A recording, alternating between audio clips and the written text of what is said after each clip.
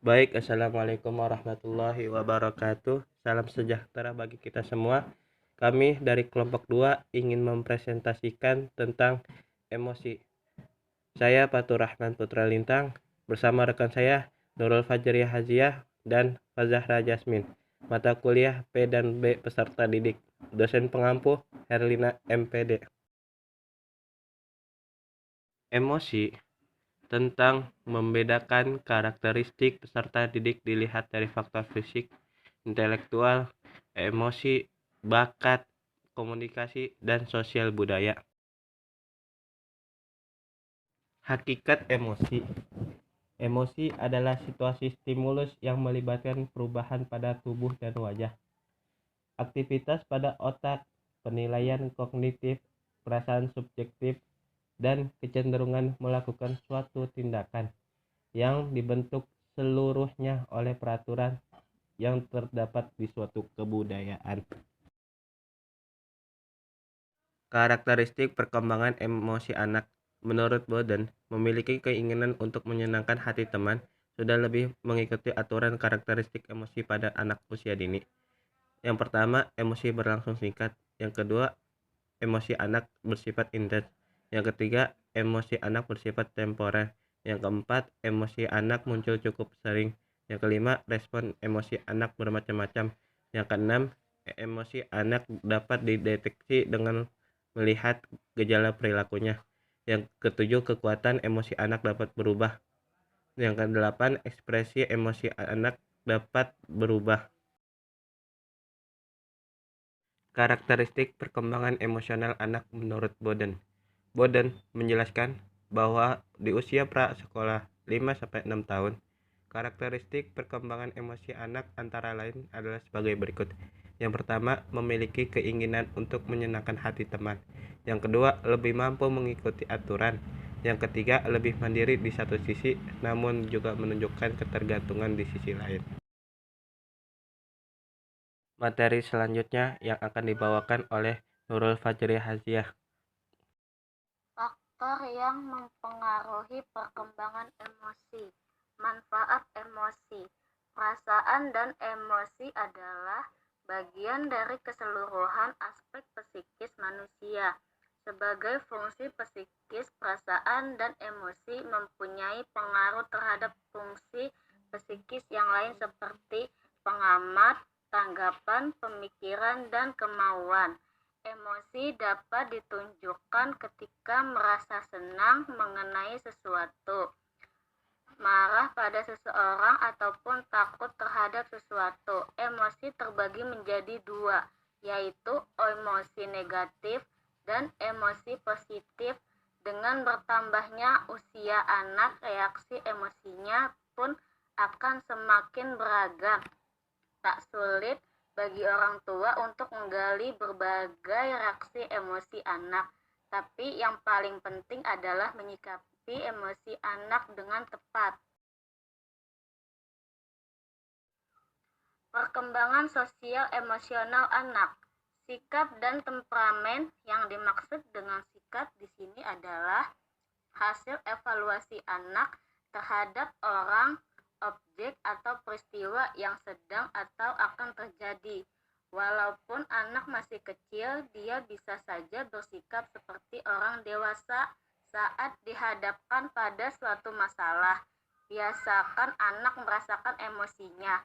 Tingkat aktivitas sosial anak yang jarang bersosialisasi cenderung memiliki sifat pendiam, sedangkan anak yang tingkat aktivitas sosialnya tinggi biasanya memiliki karakter super dan aktif. Contoh dan panutan. Sebagai bagian dari perkembangan sosial emosional anak, dia akan banyak meniru dan bereksperimen dengan berbagai perilaku untuk tahu mana yang dapat diterima dengan baik secara sosial. Karena itulah bagi anak yang masih banyak melakukan imitasi dalam proses pembentukan karakter dan pencarian jati diri. Pengaruh orang tua serta orang lain yang ada di sekitarnya sangatlah besar. Perkembangan emosional. Perkembangan emosional, kecerdasan emosional, bahasa Inggris emotional quotient, disingkat EQ, adalah kemampuan seseorang untuk menerima, menilai, mengelola, serta mengontrol emosi dirinya dan orang lain di sekitarnya. Dalam hal ini, emosi mengacu pada perasaan terhadap informasi akan suatu hubungan. Menurut Howard Gardner tahun 1983, terdapat 5 pokok utama dari kecerdasan emosional seseorang, yaitu mampu menyadari dan mengelola emosi diri sendiri, memiliki kepekaan terhadap emosi orang lain, mampu merespon dan bernegosiasi dengan orang lain secara emosional, serta dapat menggunakan emosi sebagai alat untuk memotivasi diri. Dilanjutkan oleh Ara.